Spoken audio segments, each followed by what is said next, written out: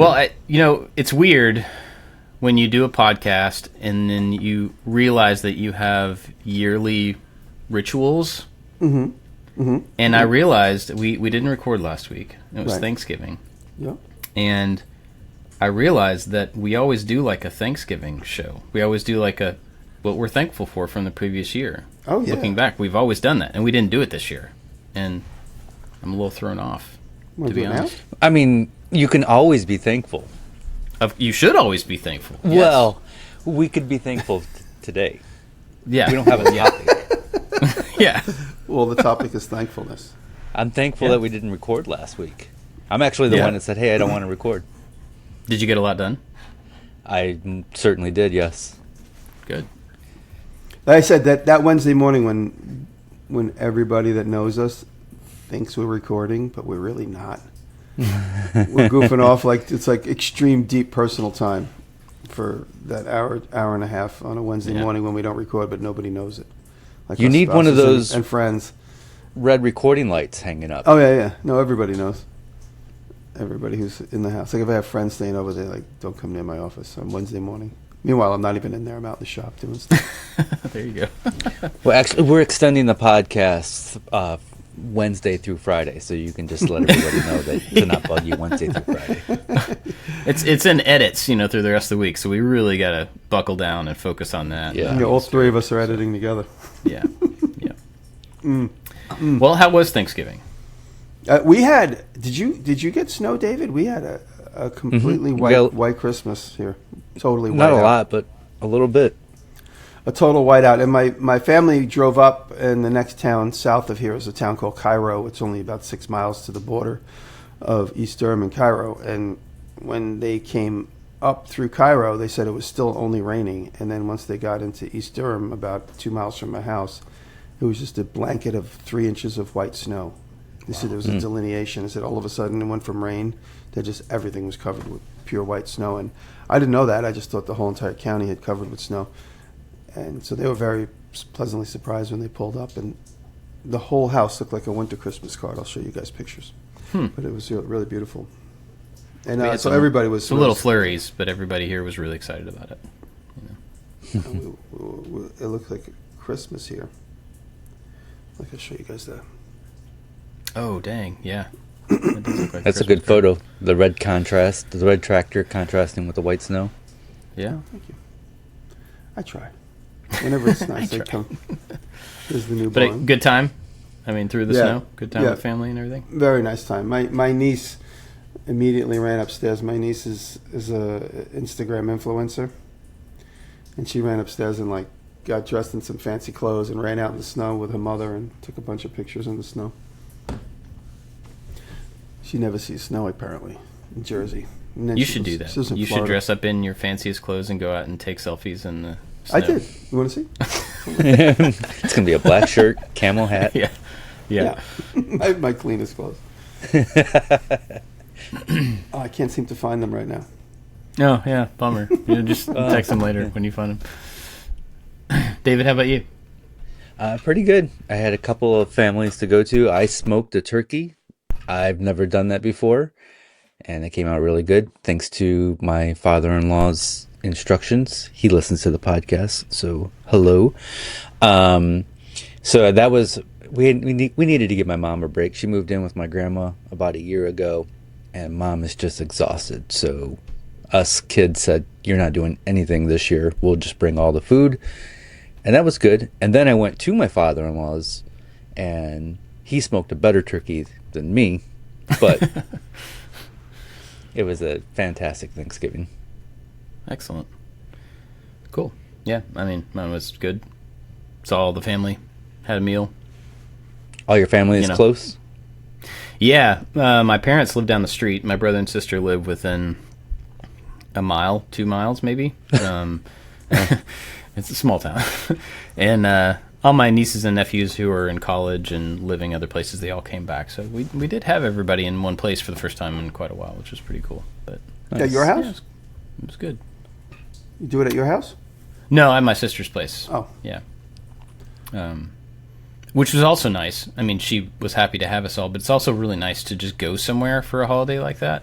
Then you come home and the house is clean. Yeah, and you don't have to clean before you leave. You don't have to clean when you get back. You just, you know. Our trick is to have 2 wiener dogs that absolutely hate strangers, so we can never have people over. Oh, wow. Yeah. That's perfect. Interesting. That's really funny. Guys, you know, it's 8 years since we did Making It 100, and everyone's waiting for Making It 200. Still. Yeah, I'm still waiting myself.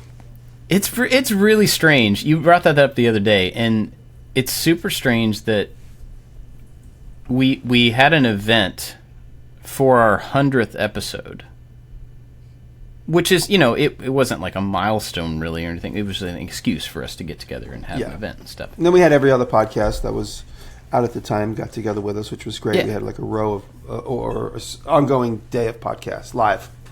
But it's funny that we created this event and like had people come from. We went to Boston and we had the stuff for like 100, and that was 8 years ago. Yep. Like it's not. I don't know. I feel like we probably could have waited on that and maybe celebrated a bigger milestone. But the way that came together was pretty epic, though. The whole getting the venue at the Converse shoe place and getting tours and people volunteering their spaces and time to help out. It was and only 100 episodes. That was pretty epic. Yeah, that was cool. Imagine 500, we might have to rent the Madison Square Garden or something. Yeah, probably 2 nights. I think we have the same amount of listeners now that we had at 100. We know we're going to get at least a full house. Yeah. Yeah, that's crazy that was a long time ago. But that was a good time. That was really cool to meet a bunch of awesome people that we didn't know at that point. Yeah, made some solid friendships. Obviously, me and Derek met that day, and several other people. I didn't know that. That's the day you guys met? That's the first day I ever met Derek, that day, yeah. We had emailed once, and then early that morning he emailed again because the Eventbrite was full, and there was nobody was letting anybody in. And I said, just tell him you're my cousin. And then 2 seconds later, he was in front of me. He's like, oh, hey, that worked. I was like, oh, what's up, dude? He goes, I'm the guy. I'm the guy who couldn't get in. I'm the guy. Oh, nice to meet you. And then the next day, there was some students from MIT that showed up. And I wish I could remember everybody's name. But they were very nice. They said, hey, let's give you guys a tour of our labs tomorrow. And Derek had worked in MIT with his job. And he's like, oh, and he was right there when the guy invited me. And he's like, hey, everybody can come. So there was like 8 of us went on a tour of MIT that next day. And Derek came with us. And that was our first date. I didn't get to go to that. I don't remember what we were doing. We did something different that day. Yeah, I didn't go. The hotel was teeming with everybody. It was fun. Yeah. So many people were there. A lot of people in this maker community I met there for the very first time in person. And it was funny how that came together. It was really such a pivotal moment in the history of what we all do. It really was. I mean, you see a couple of people yesterday putting up the 8th anniversary things, which was very sweet. It was just amazing. And we really should do 500. How far away from 500 so I could start preparing? This is 464. We should do 500. I'm going to push you guys to do 500. I mean, we could host it. I don't know. Well, I'll find a place to host it. We could do it at the Blackthorn, for instance. The East Durham. We'll figure out something. We could if we could have something fun. I'm not going to let it go by without us doing I feel like we should do... Man, we've done this so many times. Let's spend an entire episode dreaming about a thing that we'll never actually pull off. We should do a place that people can come in and out of easily, quickly. Yeah. Like, Chicago. I think we've talked about that before. Like that. Oh, you mean like Central, like they could get direct flights and stuff. Yeah. And I think we even had some people offer spaces in Chicago at one point. But Chicago, Atlanta... I mean, New York would be expensive, but maybe possible. I don't know. We should do something like that people can come right into quickly and then leave easily. And let's do a city with like an easy suburb, like Chicago or something. Because Toledo it is. All right, yeah, Toledo. We could do East Durham. I mean, I'm almost going to be like, let's do it in my backyard, but we'll see. Well, you would regret that. It would. No, everybody would be so respectful. Everybody would. Leave no trace. I'm sure people would be respectful for that kind of thing, and we'd have garbage bags and stuff. We'd have a lot of garbage bags. That's the extent of our event planning right there. We have garbage bags and stuff. Like, I don't know. You know, there's ground to sit on. No, but we'd have to do it inside just in case we have weather problems. Like if I did it in my yard and like had like a stage set up and stuff, and then we had a bad day, windy, rain, whatever that day would be. We'll do it inside, so we can control Inside the your environment. house. So that's the plan. Yeah. Cool. No, I'd say we do it inside the barn, but there's too many tools in there right now.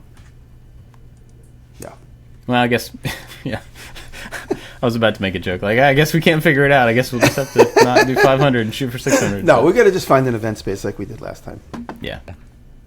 When might that land? How many weeks away is that? It's 36 weeks. Give So or a year take, and a so half. 40 weeks.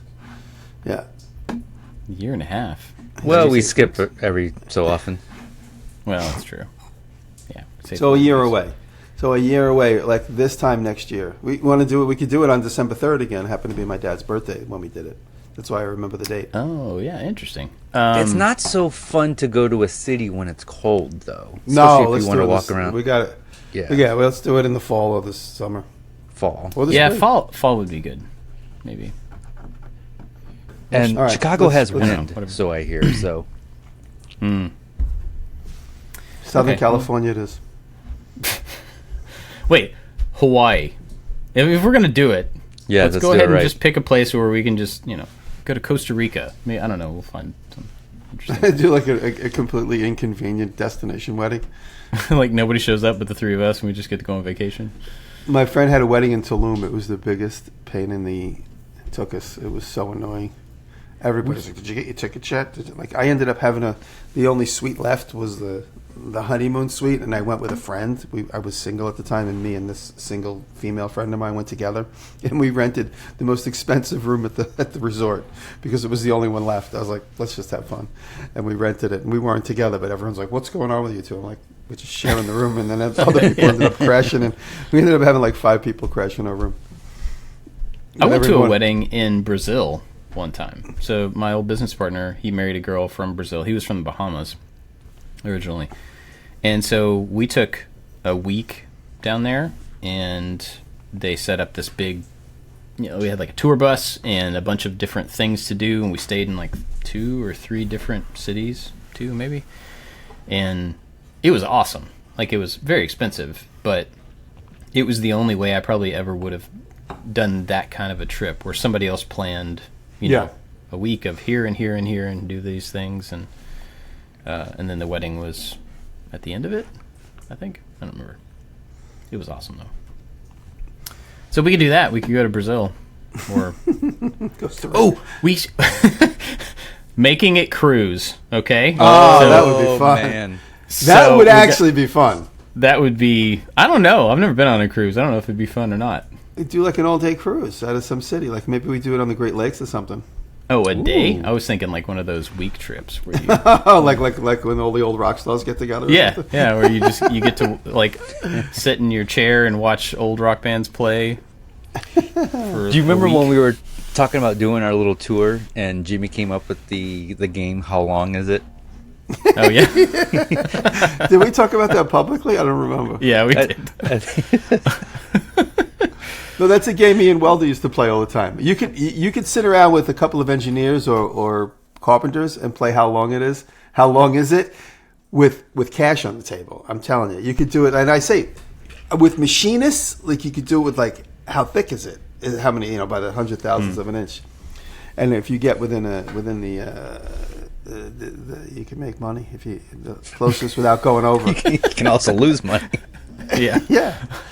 No, I think, did I tell you guys? I might have told you guys at the time. I'll tell it again. Me and Nick Offman were online in Midtown like 10 years ago. We were online at Starbucks, and we started playing How Long Is It? And I was like, from the bottom of that cup to the top of that cup, and that was like at the cash register. And Nick's like, 9 inches. And I measured it, and it was like, nope, it's 10 inches or whatever. And the people all around us started playing. Like okay, how wide is that cookie? Like the display cookie. How wide is the display cookie? I'd say 4 3/4. Like, nope, 6. So stuff like that. It's fun. that's awesome. Could really turn it Well, into we a can whole just do event. that for a week on a cruise. How about Yeah. that? I can see, like, so we have one night where there's a stage and we do a show, and then the rest of the time there's just a little booth, like, on one of the decks, and Jimmy's just standing there with the tape measure. Like, the whole week. He has to stand in one place. People walk up and guess, and then he measures How long is it? if they're right or wrong. No, You can make a killing, though. yeah. Closest without going over. Anyway, yeah. Anyway, we'll circle back to the 500 plans. How about Sure, that? we will. Because it's a nice big number too. It's like a good number, like 100, then 500, and then 1 million. That would be the next one. Like Our the way 1 millionth the way episode. YouTube gives out awards. You get 100,000, and then you get 1 million, and then you get 10 million. Yeah. Yeah, that's Totally how reasonable jumps between those. That's how they give milestones. out the YouTube awards. There was there was a lawyer over the other day. We started a separate company for the rental stuff. Nothing has changed with that, but this is a lawyer that came over and we had to sign some papers, and he was in the shop, and he was like asking about, like, oh, you get the YouTube plaques and everything? Where's your plaque? I'm like, yeah, it's up in the attic. I don't even hang it up on the wall. And he's like, oh, that's sad. No. I was wondering actually the other day because I'm moving stuff around in my office. It's all different now, and those plaques have been just like up against things or behind things. And I was like, I wonder what somebody would do if they came across these at Goodwill, or like, you know what I mean? You Right. buy and put Or your would own they be name in like, it. what is that? Like, you know? Yeah. They wonder if they have a value. I wonder if they're on eBay. I wonder if there was a value for like 100,000 subscriber plaque, doubt but like it. an old one. The old good ones. Now you get the ones that are like cut out of foam with the aluminum finish on them. Mine's tarnished. One of them, I don't remember which one.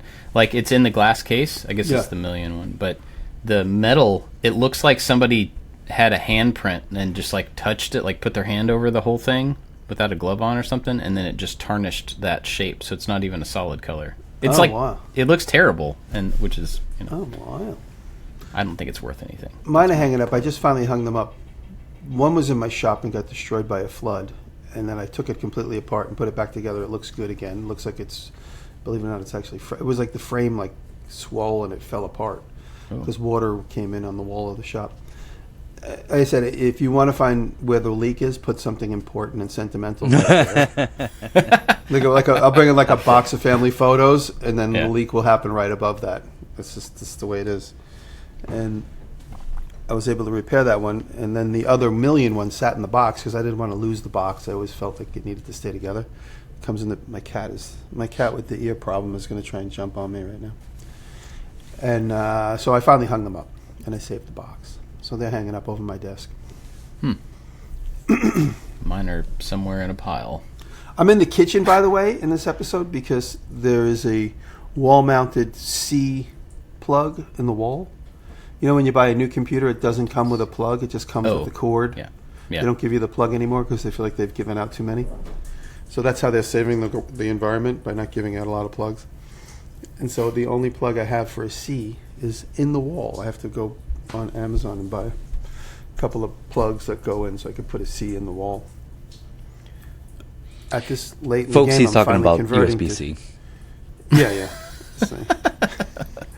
A C on the wall. I'm not seeing the whole thing like an old There's man. a C in the wall. I need the C plug. How's your new computer, Jimmy? Well, oh yeah. Actually, it's good, and I just started a new hard drive. It's right here. I'm trying to move it gently. And I started a new hard drive only for Final Shake it. Cut Pro. Shake it. I started the new hard drive just for Final Cut Pro. I started editing my first movie in Final Cut. I love Final Cut. I went right back to it like I haven't left. I knew exactly where everything is. And if anybody's ever playing with something new, you just do a quick Google search, and there's always somebody giving you a quick tutorial. So the first couple of minutes, I fumbled through it, but I was able to figure out and remember everything. I haven't used it since I started YouTube because I just went to iMovie straight away, just because iMovie was just quicker and faster. But now it's good. I like having the options of keyframing and stuff much more readily available. Versus iMovie does have some keyframing, but it's all very, very simplified.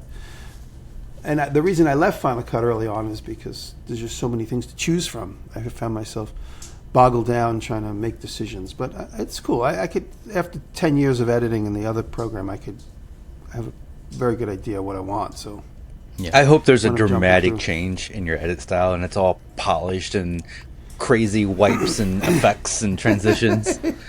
there's a couple of those in there. Like every transition, something different. This is that one video where you try them all out and every Yeah. single preset is in there. I'm going to do like the Batman spin in and spin out on everything. We do that on occasion. Like, Forby made this little thing where a couple of times I go, like, to Fusion, and he has the Fusion logo, like, Oh, spin yeah. in like Yeah. that, and then the Fusion spin out.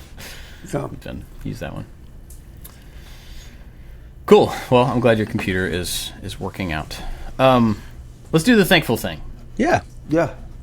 I would love to talk about the last year or so. I mean, we're getting close to the end of the year, so, you know, we would have gotten to this anyway, but... yeah, like, what are you guys thankful for? What has been this year? You know, I think we should be thankful for a lot of stuff. Yeah. We all have pretty amazing lives. But this year, what is new? What is different? What is surprising that you are grateful for? Well, I'm grateful for the fact that I'm somewhat still relevant. I mean, it's always been a fear of mine that when you fall out of relevancy, or you feel like you wonder what happened to these channels and these people that we know that were so gung-ho 4, 5, 6, 7 years ago, and then you never even heard from them again. The idea that the idea that I'm still relevant and that I still get solicitations from companies that want to get involved with me. Yeah, the channels have the ups and downs. All of our channels have dips and recoveries. And here at 57, I'm still like a teenager influencer doing stuff. And I'm thankful for that. I'm very thankful that the audience is still with me. I'm thankful that me and you guys are still here doing this after 10 years. Like we figured we were going to do like 10 of them and be done. Like Right. on episode 30, we would like look at each other like, "Do you still really want to do this?" Like Episode 30, we just started repeating topics over and over again. Yeah. Yeah. But I'm just thankful that the audience is still with me, and I'm waiting for that influx of new kids to come along, the new young engineers and makers, and find my old content and start rehashing it. I'm thankful that everything I'm doing here at my house, I could still pay for, because I like pick a scab, and then all of a sudden I have 30 trucks of rocks being dumped in my backyard. I'm like, can we just clean this driveway up a little bit? And then all of a sudden it's like 4 months later and tens of thousands of dollars and trees ripped up. And I'm just like, I look out there and it's funny, Patrick and I were talking the other day and he just goes, he sees me watching this going on and he just goes, everything's going to be fine. It's all going to work out. He goes, it always does. And Patrick always reminds me of that time. Always. And it's really funny. I mean, sometimes it'll make me cry when we talk. Kyle had just built the envelope of the building. It was all covered in green zip board. Only the roof was done. The ground around was completely torn up and muddy because it was just straight, rough, scraped ground. The building was on pylons, so it was at the ground level, but there was no foundation. There was no slab inside. No windows, no siding, no prospect of what the doors might be. There's two big 12-foot gaps on either side of the door. No electric. I had just gotten handed a proposal to do electric, and just the wire from the street to my building, just 300 feet, was $12,000. That's just for the wire. That one wire. Not all of them. That one wire that was 350 feet long was $12,000 in copper. And I just met Patrick, and we were standing out there, and it was like 10 degrees out. And there was plastic whipping, because for some reason we try to cover the doors, but it's super windy in the winter. And plastic was whipping, and the two of us were trying to be, we just met, and we were trying to be tough guys, like standing in the cold, talking, like standing kind of out of the wind.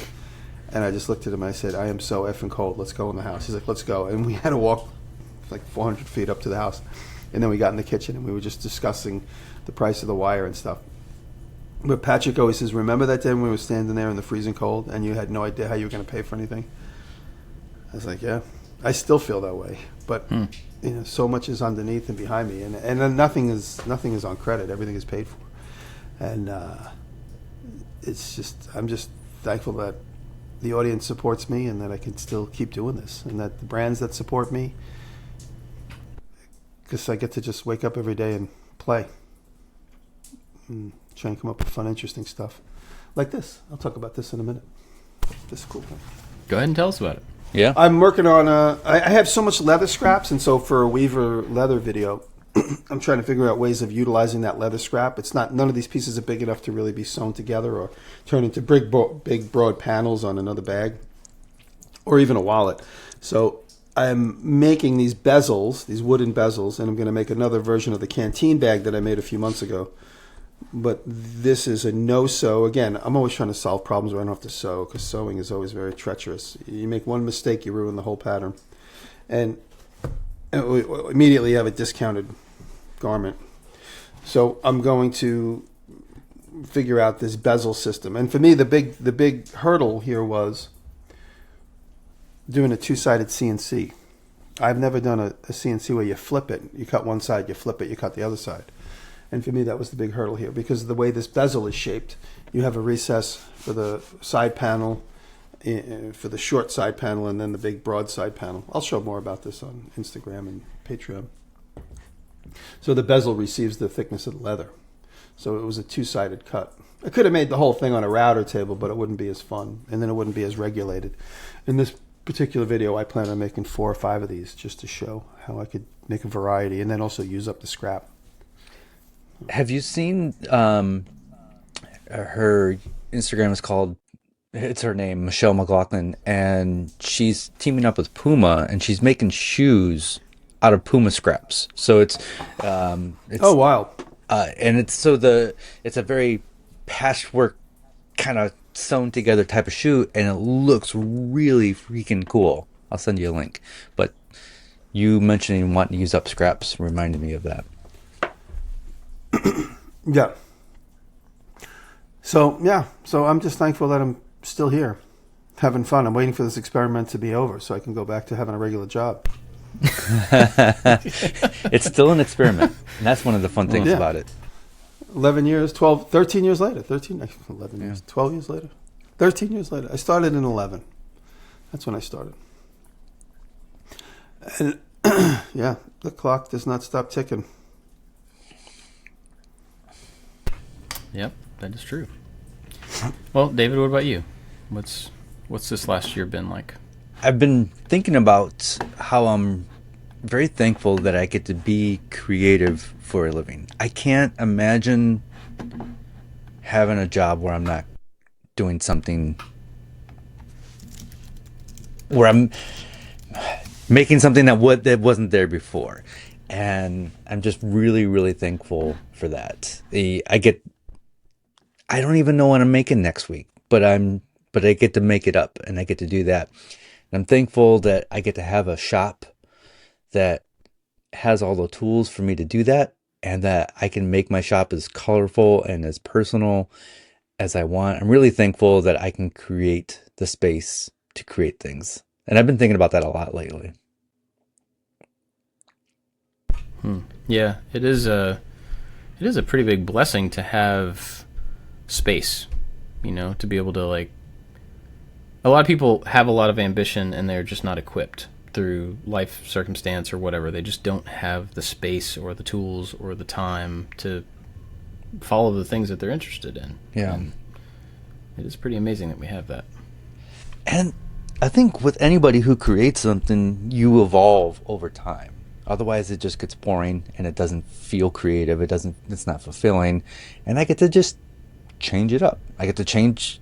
I like making videos as much as I like woodworking, and I like changing up the way I make videos. I like changing up the things that I make.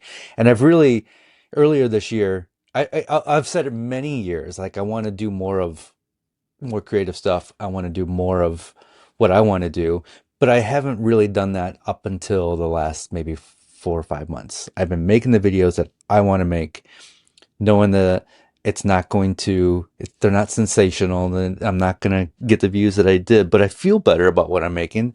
And, there's been a really good response to that. There's also a lot of people who say they miss the old stuff. They miss the jokes and everything. And that's fine. You can miss that. I don't. I feel better about what I'm making now. It's more. I feel like miss it's the more weekly authentic. wrap up. Yeah, I did try to bring that back. So that was when I got started. I did the weekly woodworking wrap up review, and I just highlighted all my favorite videos of the week, usually woodworking, and then I would have a beer, and that kind of got me on the map, and it kind of got me noticed because Yeah. I was highlighting other people, I and remember when you highlighted me for the first time. I felt so acknowledged and recognized. I was so even yeah, excited. I remember Bob reaching out and saying, "Hey, I don't know if this fits in within your show. It's not woodworking, but I did this thing. I don't remember what that project was," and featured that. Validate me, please, stranger. Validate me. Yeah, and then and then that ran its course, and then maybe 5 or 6 years ago, I tried to bring it back, and it didn't. It didn't work, and I was like, yeah, that was just a thing that I needed to do at that particular time. And then I changed and moved on, and I changed and moved on again, and changed again, and here we are.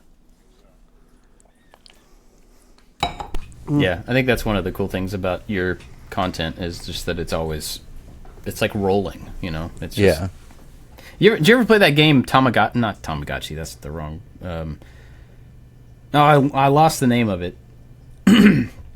It was a PlayStation game, and you were started at this little ball, and you would roll. And the whole thing was you rolled through the world, and you tried to pick things up, and you would just roll over stuff, and the ball would get bigger, and then it would zoom out. The game would zoom out. It was very, very cool, and it was silly and a kid game and stuff, but you would roll around and snowball, and you would pick up, you know, little things on the road, and then you would end up picking up cars, and you would pick up houses, and then you would pick up countries, and you would just like keep getting bigger, but the whole time the game was zooming out to keep you the same size in the middle of the screen. Oh, that's cool. Oh wow, that's interesting. Yeah, and it was a really cool idea and like a fun, silly thing. But I think your videos are kind of the same way, where you are constantly rolling and picking up new skills and new tone and new stuff, you know, and we just get to watch that change and that growth, but you're still right in the middle. They're still you. I think it's cool. Do you guys feel embarrassed when you look at older stuff, or are you proud of your older stuff? No, I don't get embarrassed. I think it's like I look at it and go, look at how far I've come. And then a lot of times I look at it and go, look at how much I'm still the same. Honestly. I mean, not in a bad way.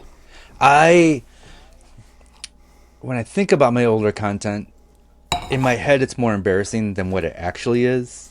And I'll have to go watch an old video because I need to pull a clip or something. I'm like, oh, that's not as bad as I thought it was. It's still not good, but it's not as bad as I thought it was.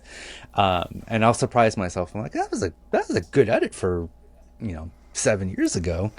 But I feel like I personally would try something new and go overboard with the energy, and then I would have to figure out how to dial it back. And then I keep doing this thing where I go overboard and then dial it back, and then try to find the middle ground. And I don't know what the next step will be, but I'm enjoying what I'm making right now.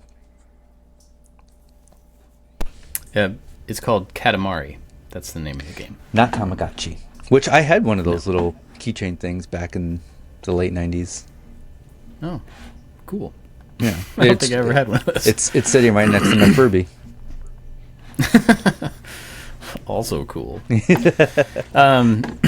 Well, let's see. For me, I mean, I'm thankful. I have a lot of stuff to clear out of my throat, so hang on. Thankful for that cough button. Thankful for tons of stuff. I mean, but this last year specifically, I think I'm really grateful that I've had some breathing room and been able to reset a bunch of stuff around the business and how I spend my time, and refocused my free time on things that are really important to me and how I want. I decided at the end of last year that it was important for me to, I think this is important for everybody, to decide how I wanted my life to be.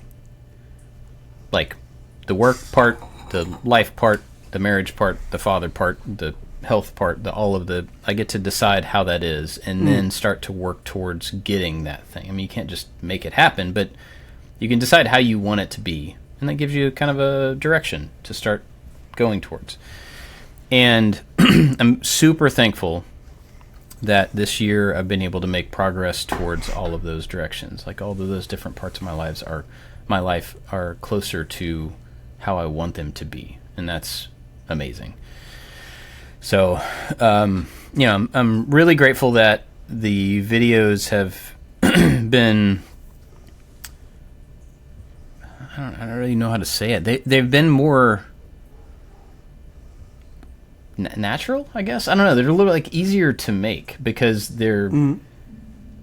It's just like I'm fighting the urge to try to come up with stuff that makes sense, stuff that is going to hit with certain people, and I've just really tried to do whatever I'm naturally thinking next is the thing that I need to try to, And not only am I thankful that I've been able to convince myself that that's okay, but also that I've gotten a really good response. Like the last several videos where I've done like problem solving things, it's just like, I need this thing and here's how I'm going to think through it out loud in front of a camera and get there. The response to that has been like unusually good. I mean, like, not everybody likes it, but incredibly supportive that people just want, even if they say, I'm not going to make that thing, but it's really cool it's fun to watch somebody figure it out on their own, even if I would have done it differently or whatever. And I'm really grateful for that because I would like to say that I'm a person that doesn't need a whole lot of like patting on the back, but I don't know that that's actually true. I would just like to say that about myself. And so when I do get those kind of pats on the back, like, yes, we're along for this, do more of it, it's validation. I mean, it feels like, oh, maybe I'm on the right track finally. Maybe I'm doing the thing that is both natural and interesting to some people. And so I'm really grateful that has turned out that way this year. I think it's happened specifically this year. That's the thing, is to get to that point where you just feel like you're hanging out with friends, no matter what you're doing. Yeah. Whether you're on the camera, whether you're off the camera. And they say that's when a comedian really hits his stride. When he's just relaxed and hanging out with his friends, no matter where he is. It's not easy to get there. Yeah. I think the other thing is, the big thing is that I'm really grateful that I'm not done, I guess. Like, I don't know. I was, a few years back, I was worried that like I might just be completely out of, not necessarily ideas, but ideas where they cross over with motivation and reality, like that spot of like, yes, this is possible and I want to do it and I can, and that place. And I think I was worried. Ideas. I want the ideas that you can't make. I want to see those. Oh, there's a lot of those. that could be a video. Yeah. Just like pie in the sky thinking. Oh yeah. Well, I've got a lot of that. Yeah, I shoot myself down a whole lot. Like I have a lot of ideas. And I'm like, you should do a video just on like 10 ideas that I just can't make for some reason because they're in space or whatever. It'll be fun. Something we should all three of us should do that. Yeah. 10 ideas that we just can't make. Oh. Interesting. Yeah. Project videos that you can't make. Yeah. I'm going to write that down so that doesn't disappear.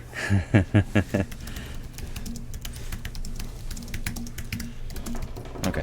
But I'm thankful that I don't feel that way. I don't feel like I'm at the end of this thing where it's like, oh, I'm about out. What do I do? Yeah. And I think even more than that feeling with the videos and with the business side of it, I think I don't feel that way anymore about the rest of life. Like I was telling Jenny yesterday. This actually might be another topic, but I was telling Jenny yesterday that it's so frustrating to me that we have a limited time, obviously in life, that we have a limited like lifespan, but that we have a limited amount of time per day, and then within that we have a limited amount of time that we are in charge of. We get to decide what we do. And then we have a limited amount of resource to make those things happen. And then we have a limited amount of motivation and energy and skill, and and it dwindles down to where like the thing that you actually have control of on a daily basis, thing, time, money, energy, all that stuff, is really, really small. I'm picturing you alone in the closet at the house.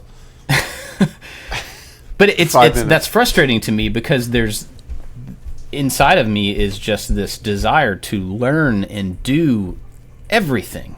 I want to be all of the things, not for recognition, not for success. I just want to know how to sew and climb and play guitar and speak Italian and just like I want to do it all, and we can't, which is super frustrating to me. But I'm grateful that I have that desire to do it all. Yeah. I'm grateful that I am not just like, well, I guess I'm done. Yeah. I guess this is how my life is, and nothing's going to change, and this is, because I know people like that. I know people who have just settled into how today is, like, this is as good as it's going to get, and this is all I'm ever going to be, and all I'm ever going to get to enjoy. And that's sad. But I'm grateful that I don't have that. I'm grateful that I have this desire for, I don't know, whatever it is, that I will never be able to hit the end of. I will run out of life before I run out of things that I want to do. I like that. And that sucks, but it's also kind of cool. So yeah, so that's me. In it's pretty cool. In the material world, I'm thankful that I get to play with so much cool camera tech, and I never would have thought I would love this stuff as much as I do. I used to be a photographer. I film photographer and then transitioned to digital photography, and never really thought about video stuff until got into the whole YouTube thing that took off. And I love new camera technology, like the Osmo, the little Osmo, crazy things that you can do with that. I also have this little Insta360 Go, and the camera is real tiny. I can do the Jimmy Diresta thing where I put it in my mouth. I can film the from my perspective. I just got this thing last week. It's an electronic suction mount, and it's only this big, and it's USB-C rechargeable, and it's made to, like, you can put it on a car, and it will, if it starts to lose suction, it kicks on and keeps that pressure. Oh, that's cool. I can stick this thing. It's $100. I can stick it on any wall in the shop or on a tool, and use one of these tiny it'll actually support one of my big cameras, but I don't. Ooh, send that to the link. Trust yet. That. Yeah, and I can put it on any tool and get these cool perspectives, and I'm gonna overuse it once I figure out how to use it.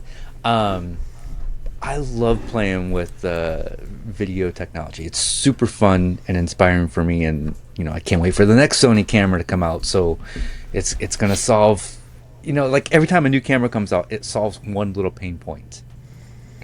Yeah, Jimmy's holding up his little miniature camera rig, and it's so fun. It's, to me, that is play. That is play. And he's got a little monkey arm where he can. These arms are the best. I found these are the best now. I buy them on Amazon. It's one knob, and you loosen that one knob, and then all three pivot points can move around, and you can move the camera anywhere you want, and you tighten one knob. It's really cool. Yeah, those are cool. By the way, the Action 5, I complained about it online a little bit, but it had this situation where if you have it on auto, it constantly is messing with the exposure. I think it's fixed now in the last software update, because I've been experimenting with it. I haven't seen it happen again. But as a consequence, I always go to manual exposure, and that fixes it. But sometimes you want to just flip the camera on, and it goes right to auto, and then you look back at it, and it's getting lighter and darker throughout. And then I speed it up, so the whole time it looks like it's like the light is changing. So that was in my chair video. You'll notice some of those clips. That was the day I got that camera in the mail. Was the day I started that video. But now I think I've debugged it. Maybe they've debugged themselves, but like I said, now I'm just kind of, as soon as I'm on, I'm nervous, so I go right to manual, in pro mode every time now, which is a little inconvenient. You want to be spontaneous. But this camera, by the way, I know we've talked about this. I'm thankful for this camera. I'm thankful for DJI. It makes some cool stuff. Yeah, DJI makes the coolest stuff. It makes our job so much easier. If you're a new budding camera maker, a camera filmmaker, DJI cameras are great. And then the Action 5 is good for spontaneity, but what's great about the Osmo Pocket 3, is it called? Yeah, is it's got great up-close focus, which is insane. I'm waiting for the action cameras to have that same up-close focus, whatever that lens is that they put in it. I'll never use anything else. If they made the Osmo Action 5 with that ability to select focus, game over. I don't understand why they don't do that yet. If you could just have like a little toggle, you can go into autofocus or just toggle it to just what the fixed lens that it always is. That would make that camera unstoppable. Yeah. For my purposes. That's why whenever I can break out the Sony, but if I'm doing more spontaneous stuff and now between going upstairs into the leather shop and here and there, I don't want to drag my Sony everywhere I go unless I'm going to be settled in for a long time. I'm always just shooting on the Action. Or the Pocket, which is cool. Because I know I can jam into it and it'll focus, which is just amazing. Yeah, I've been using that Osmo 3, the Pocket, and then the Insta360 Ace Pro, which is like the same action size, but has the flip-up screen that flips up to face you and stuff. Yeah, and, I use that a lot too. Man, those are both great. Mine's getting a little beat up though. Have you noticed? Mine's now, I guess, about a year old. And I go to turn it off, and I'll hear it chirp, and I put it to the side, and it will be filming the corner of the wall for 20 minutes before I go back to it and grab it again. I go to turn it off, and it gives me the indication, and if I'm being spontaneous, like I should be a little bit more careful. Now when I use it, I make sure it's off. If I hit stop, I make sure it's off. Because sometimes it does this thing where it pauses the recording. And sometimes it just makes the sound and doesn't pause the recording. So that's it. If you have one of those, I wonder if that's a problem for anybody else but me. But the on-off button is given up. The stop recording button is getting buggy for me. Oh, I have not seen that. Yeah, so I'll record 30 minutes of the camera just sitting on the table, and then but I still need the first 2 minutes, so I got to download the whole clip, and yeah, that's been a problem for that camera. And you know what else drives me crazy about that camera? While we're on the subject, it forces on a long take. It forces a push in. Did you notice that? If you shoot because I shoot long stuff to speed up, I'll shoot for 10 minutes, and on that 10 minutes, the camera does a Ken Burns on its own. Really? Yeah. Of all the footage I ever shoot, if I shoot on the 360, shoot a 10-minute clip, because I shoot a 10-minute clip. The 10-minute clip does not stay still, so I can't jump cut in the middle of it, because it's different sizes. Oh, that's weird. It's another. It does like an auto push in, like, hey, doesn't this look sexy? I don't want an auto push in. I wonder if that's It might be a setting that I don't know how to wear. analyzes footage and generates essentially no. I don't know. I've not seen that, but I don't really do long. Yeah, long do clips like a like 10 or a 15-minute take if you're going to be like sanding. You know, I use it. I don't always put it on fast forward. I'll put it on just regular shooting and then make it a 30-second clip because I want the sounds. If you go on, if you put it on time lapse, you lose your audio. So I'll just shoot a 10-minute thing of something, and then, but the whole time it's pushing in, which drives me bananas because I didn't ask for it. Yeah, that is strange. Anyway, so I'm thankful for DJI, and the way it's the connectivity now. You buy a camera and a mic. That's it. You don't have to buy a camera, a block, and a mic, and a cable, and an adjustment cable that'll fit this camera, and a jumper cable that's $25 on Amazon that never works anyway. And you see some guy from Europe go, I wanted to use this old GoPro with my new DJI, and I just bought this little jumper cable, and then you buy it, and it like absolutely never works. So, Yeah. So how's that new computer treating you? Like wrecking me? Technology. No, the computer's great. It's nice. Good. It's nice. I'm thankful Cool. for Apple. Yeah. Where would we be without Apple? Yeah, Right that now. is true. We'd all be like getting auto updates from Microsoft every 24 hours. And what is that virus company that's like they are a virus? What is it? McAfee? McAfee is a virus. They are a virus. I didn't ask for McAfee. Every time I open up one of my CNC computers, Yes. McAfee's there asking me. It's like, I don't want, you're the virus. You are the virus. My CNC computer, it's a PC, it's a Windows machine. I needed to download Acrobat, and then it downloaded the McAfee with it. I didn't understand. I just wanted Adobe Acrobat. Yep. What the heck? And then you got Now to you sign out angered of me. another computer. Oh, man. That really brought it out. Way to go, Jimmy. Every time I open, I have a computer at my CNC, and a computer at the shop bot, a computer at my other shop bot, and a computer at the laser.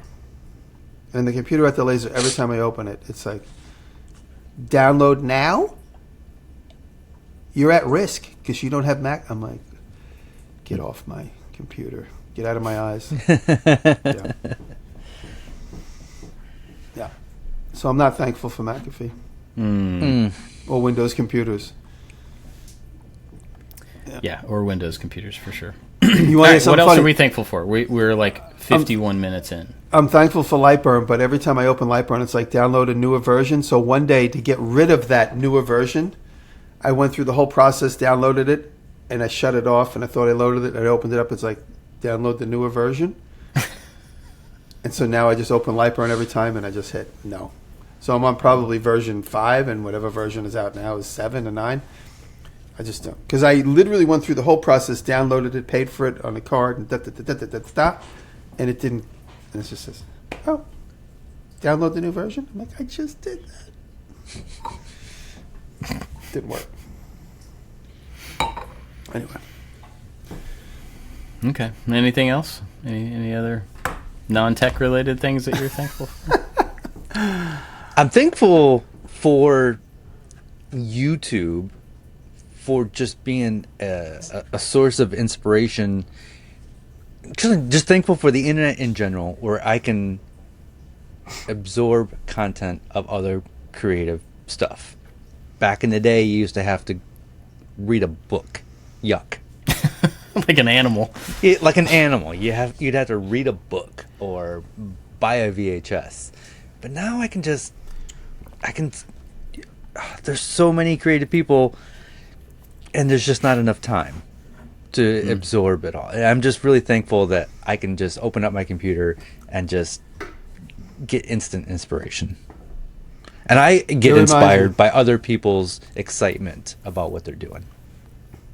Of course. It reminds me of when I was about 10 and 12 years old. There was an auto body shop near the supermarket. So my mother would take me to the supermarket, and I would walk off the parking lot of the supermarket, go to the body shop, and just stand in the doorway of the body shop and watch them fix dents and stuff.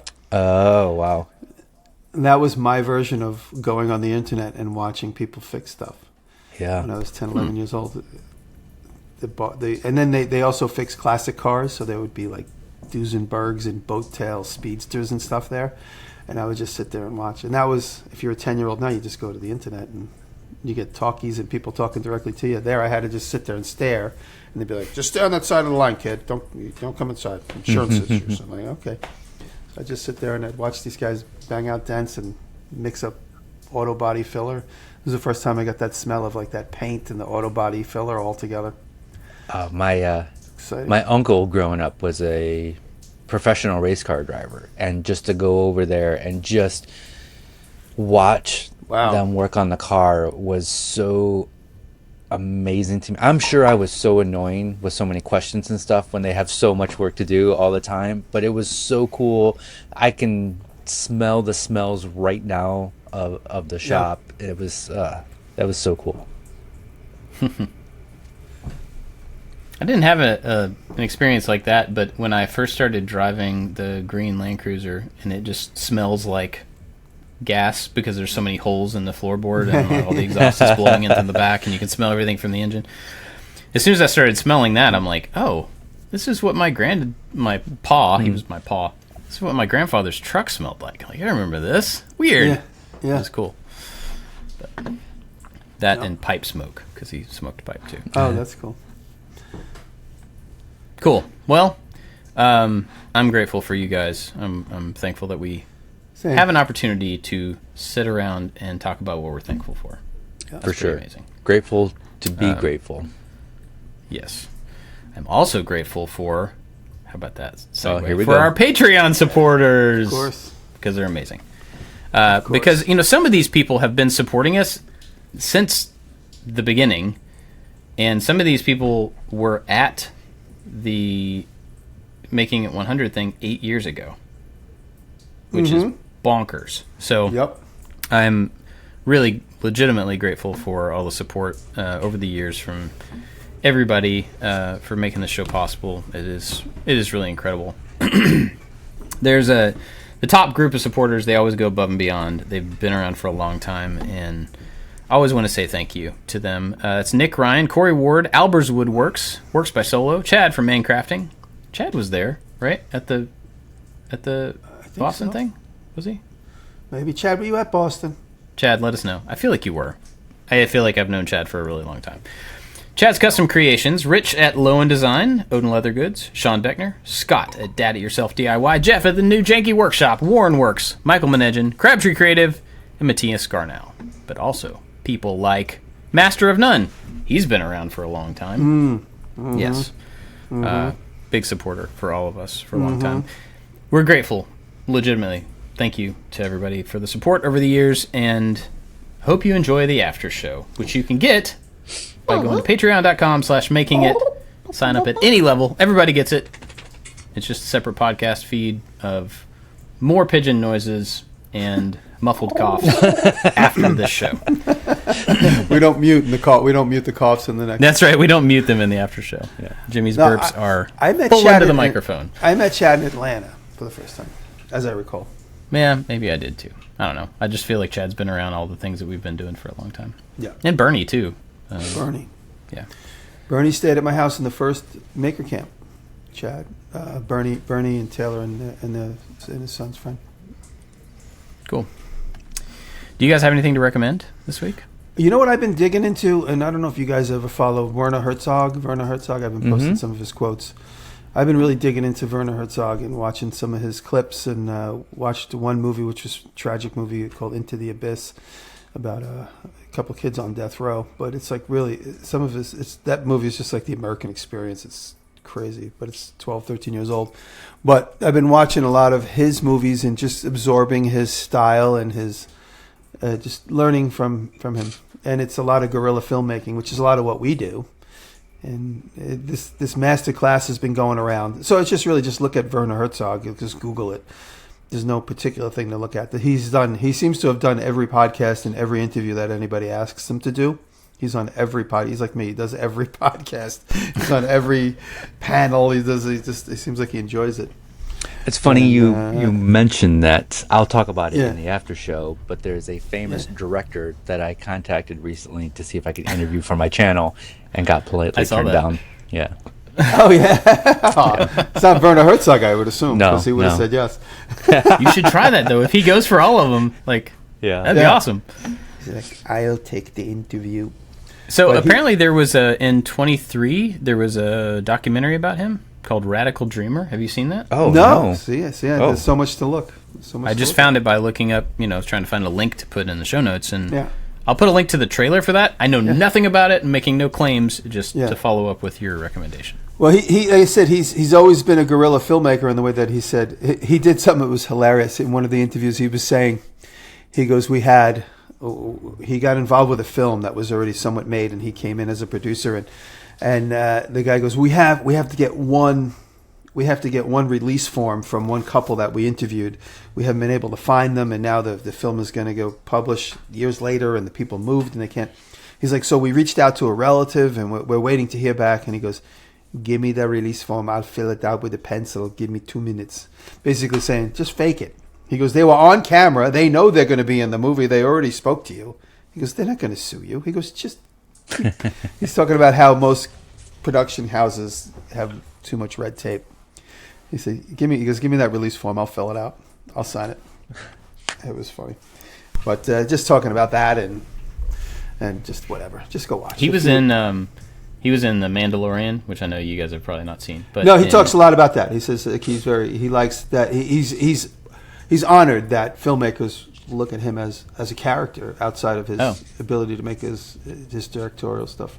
There's just this funny line because he's like trying to get Baby Yoda, and there's this line where he's like, "I want to see the baby." It's just like this funny. Yeah, that's been going around. That's been going around, that clip. Yeah. Cool. David, what you got? I watched this video last night, and I put it on just to be like background while I was fiddling with other stuff. And I stopped what I was doing. I rewound the video, had to hit the rewind button like on a VCR, and watch it from the beginning. It is called John Stamos Learns a Drum Solo in 10 Days. It is this. Oh. It's a YouTube channel called Drumeo, and I wasn't subscribed, but I've watched plenty of their videos, and a lot of times it's like drumming tutorial stuff. And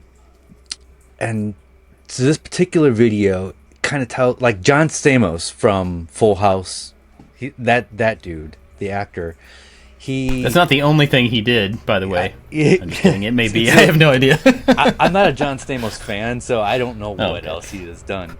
But he's been drumming with the Beach Boys for 40 years. He's that, right? What? Yeah, not like their permanent drummer, but he's drummed with them for 40 years. Crazy. Since the 80s.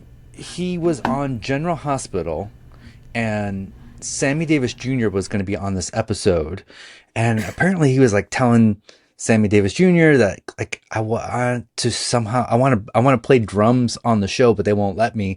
And so Sammy improvised some sort of thing where like, John, play some drums for me. Well, I don't watch General Hospital. I don't know why there was live music on General Hospital, but it was a really interesting story. And then by chance, he got to play drums with the Beach Boys back in the 80s, and then became one of their regular drummers. And I was just really... and then for a Beach Boys show, he needed to learn this crazy drum solo. And so one of the instructors from Drumeo comes in and helps him out. I'm giving away the whole video, but it's so good. It's so inspiring. It's one of those things like when somebody really wants something, opportunities just open up. Anyway, it's a fantastic video, and I wasn't expecting it to be anything worth sharing, and here we are. That's pretty wild. Yeah.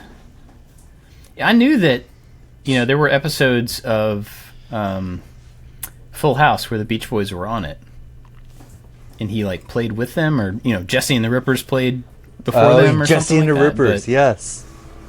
Huh. I never watched Full House. It's like, can you name any other John Stamos movie or show? I can't. No. Yeah. But he seems to be everywhere. Yeah, there's probably some like Hallmark movies. I bet he did some Hallmark movies. I know he did other stuff. I just don't know. But cool. My guy is outside with my backhoe shoveling my driveway. I don't know if you could hear. I keep muting. You don't have to mute in the after show. Oh, that's right. Okay. Speaking of, I'm going to try out something in the after show. I have a new piece of technology in my desk I want to try out. So my recommendation this week is, do you remember Mike Boyd? Yeah. Who does like the videos about learning new skills all the time? Well, I've been a fan of Mike's because I love that idea of I'm just going to dig into this thing and do it. Well, apparently he started doing climbing videos on his main channel, and as part of this learning new skills thing, and he would do a climbing video, and then he did another one, and then he did another one, and it looked like he was going all climbing, like sport climbing, all kinds of climbing. And then the other day, and I hadn't watched any of these, and the other day he put a video saying like, I'll stop or something like that. And the whole thing was him telling his audience, don't worry, this is not going to become a climbing video or a climbing channel. I've just fell in love with it, and now I want to do it all the time. So I started this other channel, and it's got a bunch of videos on it and interviews and all that stuff. And it was really cool because I've been getting back into climbing after, 30 years or whatever. And it's just cool to see somebody get started on it. Granted, he's a lot younger than I am, but he's getting started on it, so he's going through a lot of the early physical learning and the terms and the all of the stuff. And so but it's the same style of, I'm gonna learn how to do this thing, I'm gonna work on it until I can get it. So it's typical Mike Boyd videos, but about climbing. So I'm gonna put a link to his channel because somebody might be interested in that. Man, my throat. You guys got anything else? One other thing, Beto, is it what is Beto's first name? Beto, the producer that does a YouTube channel. Beto. You guys don't know Beto? Oh, the music guy. Yeah. Beto. Rick Beto. Rick Beto. Jeff. Carl. Sam. Tim. Bill. Rick Beto with David Gilmour is worth a watch if you're a Pink Floyd fan. It's pretty cool. I've been watching in pieces. I haven't watched it start to finish, but it's pretty amazing. The genius of Pink Floyd is really insane to go deep into, and to see a straight up conversation with David Gilmour about coming up with riffs that we've known our entire lives. Pretty cool. Cool. Right on. All right, you guys got anything else for this week? That's it. Awesome. Thanks for listening, everybody. Thanks for being here, and see you next time. Love you. See ya.